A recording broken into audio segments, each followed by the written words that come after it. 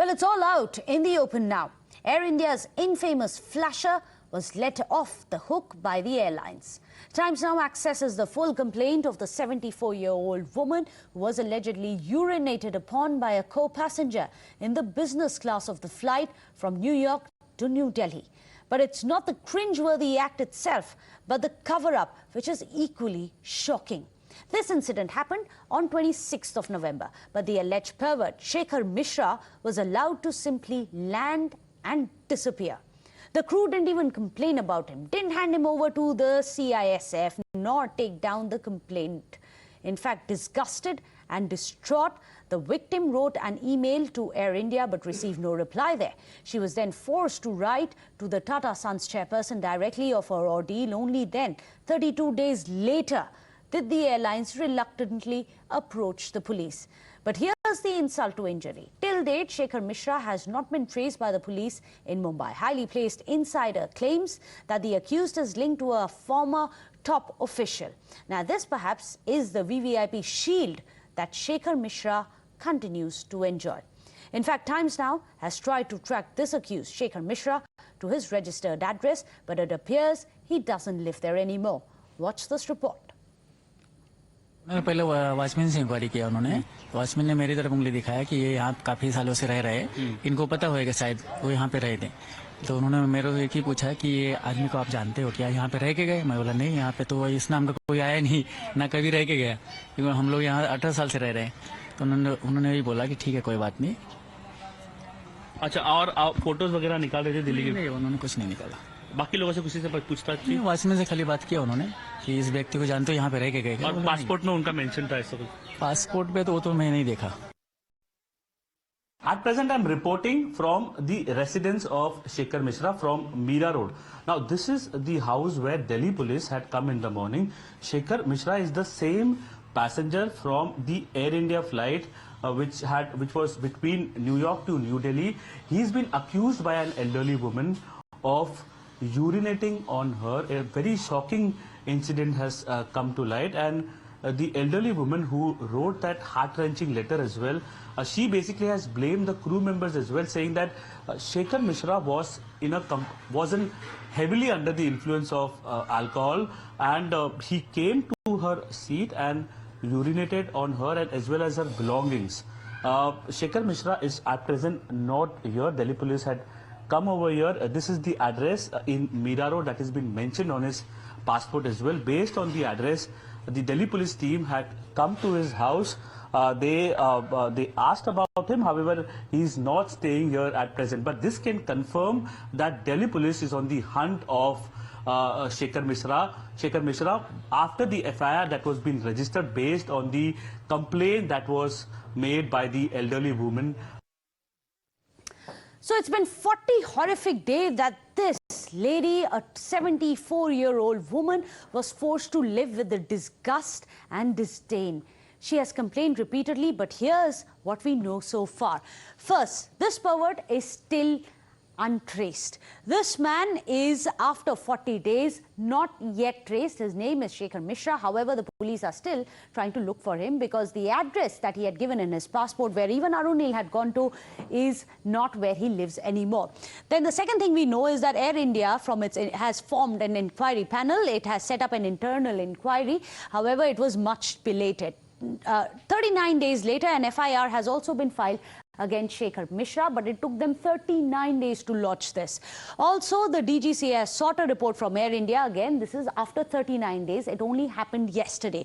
Then the passenger has now been put on the no-fly list. This is for 1 month. Again, an action which was taken after 39 long days. So this is very disturbing to see as to why there was no action which was being taken. So what are the unanswered questions and who are the people who should be answering them? Well, there you have it on your screens. Why did the Air India allow this man to leave? That's the first question. Second question, what action did the captain take on board? And was it even reported to him? Also, didn't Air India have this pervert over to the CISF? Why wasn't he handed to the CISF? Why was he allowed to simply deboard and then leave? Also, did Air India not notify the DGCA of this horror? If they did, when? Also, why did Air India take 30 32 days to initiate an inquiry into this entire incident. Why did Air India take 39 days to lodge an FIR? Also, why did it take 39 days to put him on the no-fly list? It only happened yesterday, while this incident dates back to November.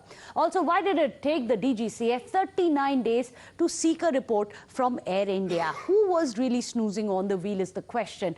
Will the Civil Aviation Ministry also take action? These are questions which now must be answered, and we are going to demand accountability. Let's also now tell you as to what were the rules of Air India. If you go to the Air India manual, very interestingly, you yourself will realize at a mere glance as to how their own in-flight guidelines have been violated. This is what the rule book says. It says that you must discourage liquor consumption on board. Clearly, that is something which has been violated.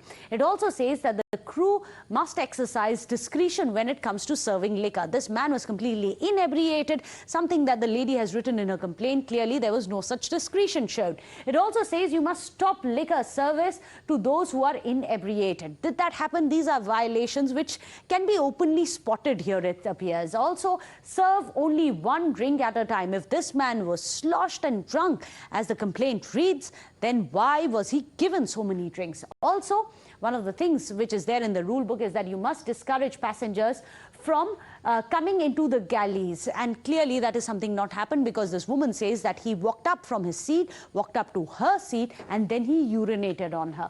It also says the Air India on-board manual that you must inform the in-flight supervisor immediately if there is any untoward incident. Did this happen?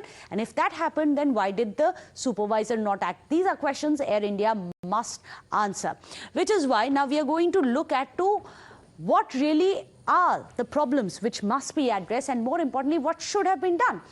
N Sharma is joining us, an aviation expert. Ashwini Kakkar, another aviation expert on our show. Also, there is Zulfiqar Memon, a lawyer who is joining us. Now, Zulfiqar Memon, I'm going to come to you first, because legally speaking, at least, before we go into where Air India has failed, legally speaking, it's hard for the police now to even find this man. This man should have been apprehended immediately, handed over to the CISF at the airport. That didn't happen. And now, when the police are trying to trace him, they have failed to do that.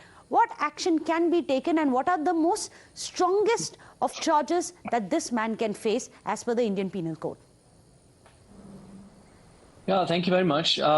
First of all, just going back a little on what you've just discussed, and I've been hearing this, contrary to what has been widely circulated and shared, let me bring this to the kind attention of your viewers that this 30-day ban is not the final verdict or the punishment which is imposed on the accused. The civil aviation rules provides for setting up a committee, and the committee has been set up now.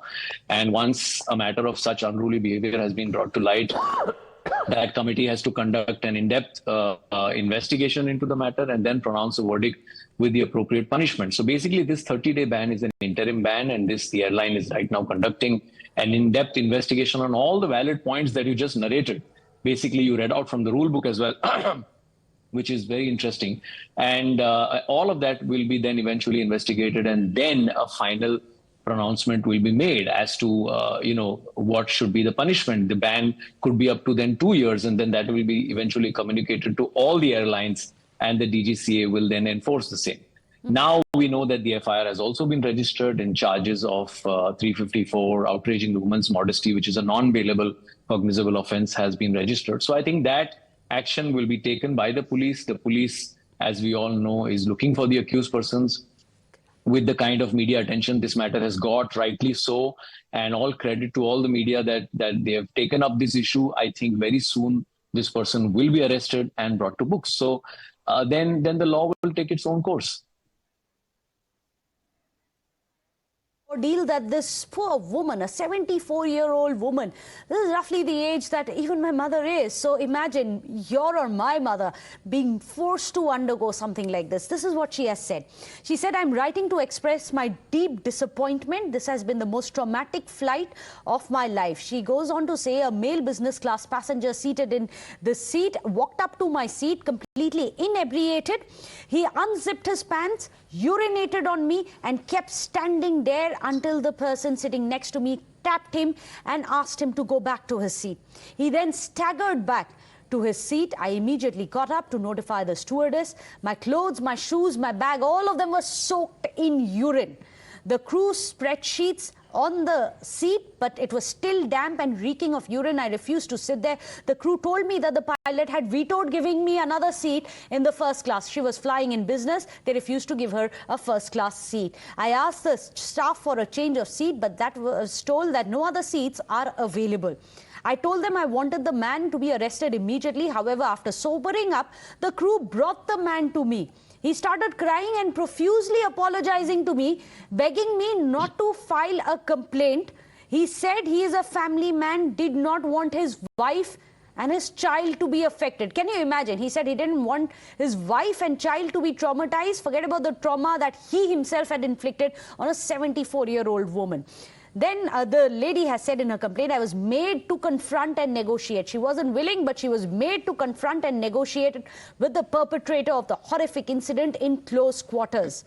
In my own shock and trauma, I found it difficult to insist on his arrest. So let me now go across to N Sharma, an aviation expert. Mr. Sharma, whose fault is it? Simple question. Who all should be made to pay for this? Good evening. As you said at the start of your program, that the rules exist under which these kind of incidents are handled, how the crew is supposed to react, and the amount of alcohol to be served to a passenger. All those things are there. They're as old as the hills. It just seems to be a complete breakdown of the system. And that, ahead of that, after this happened, if they have taken the passenger across to the lady, as she says, and, okay, you apologize and it gets over, this whole situation, this is absolutely unheard of and not to be supported in any way. The other part that no other seat available in business class, so she could easily have been bumped up to first class. And if that was actually asked and the captain refused, I find that, forget as a business practice, but as a human being, I find that so reprehensible. Mm-hmm. Absolutely. That it's just not something which you expect, and action should have been taken immediately. One of the reasons, and I'm guessing here, is that the crew, when you are doing a 16-hour flight, the feeling is, okay, I will land, we'll inform the CISF beforehand, then the police will come, we'll end up spending another 3 hours writing reports. Yes, absolutely. Okay, but that's no excuse. Absolutely, it's your job. This can't be that excuse. Ashwini Kakkar, what action should be taken against the crew on board that flight? Of course, this man must be punished, but what about the crew? Well, I'm sure that, proper action will be taken against everybody in this case. But firstly, I want to express shock and awe at what is happening at multiple levels. First of all, the degradation of civil behavior in our society. I'm not even talking of good manners and courtesy. Just appalled at the civil behavior. One person, a co-passenger on a flight, urinating on another passenger. Not only that, getting inebriated on a flight is equally inexcusable. From the reports, of course, it seems that the incident happened when the lights were turned off, and it was reported by passenger to the cabin crew who may or may not have witnessed to this. For establishment of the facts, and in any case, the crew on their part should have provided the affected lady with another seat. And if at all, a better seat, at least in the spirit of hospitality and good service. Why could they at least not do that? That having not happened, and in any case, the matter should have been reported to seniors for appropriate action. You're absolutely right. This poor lady, after she got absolutely no response from Air India, even though she emailed to them, she was forced to write to the Tata Sun CEO, and only then did anything happen after 32 days. Thank you so much, gentlemen. Hopefully, this man is going to be caught. But for the time being, we're going to move on. There's some breaking news.